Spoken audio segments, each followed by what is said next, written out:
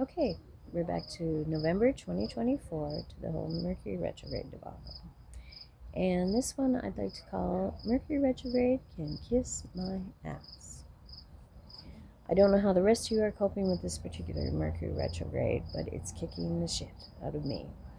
I guess it started with me taking the grandkids to Germ Central, otherwise known as Off the Wall, last weekend, as by Wednesday, sure enough, a wonderful cold had settled in. On Friday, I have to work again, and as I was packing up what to bring with me, I went into my fridge to grab some sparkling water to put in the cooler bag, only to discover that the inside of the fridge was actually warmer than the outside. So, needless to say, much of its contents didn't survive. I only wish it had chosen to die back when it was still at camp, before I spent a half hour wrestling with it to get it into the passenger seat of my Honda Civic. Sometimes I really miss my fit.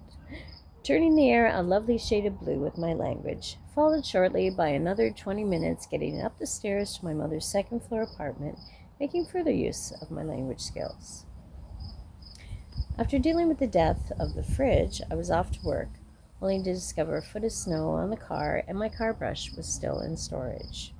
I rather inventively managed to remove the snow from the car as best I could, then it was off to the storage locker to retrieve the brush and the Christmas decorations.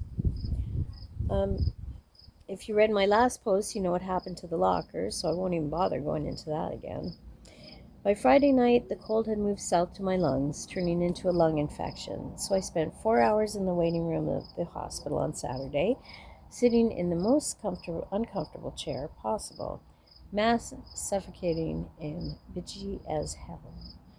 When I went to tell the receptionist that it had been 4 hours, she asked for my name and agreed with me that it had been exactly 4 hours and would probably be a total of 5.5 hours.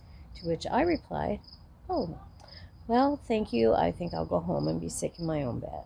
And I left.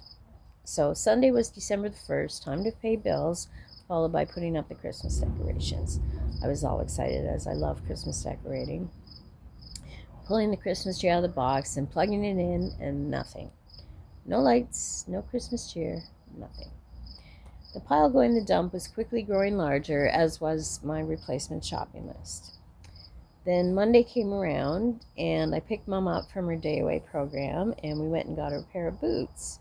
And after bringing them home, we discovered that one of her foot did not fit in it at all. She had really gnarly feet after too many years of wearing high heels and pointy-toed shoes and improper ballet shoes, so she had a big bunion. Anyway,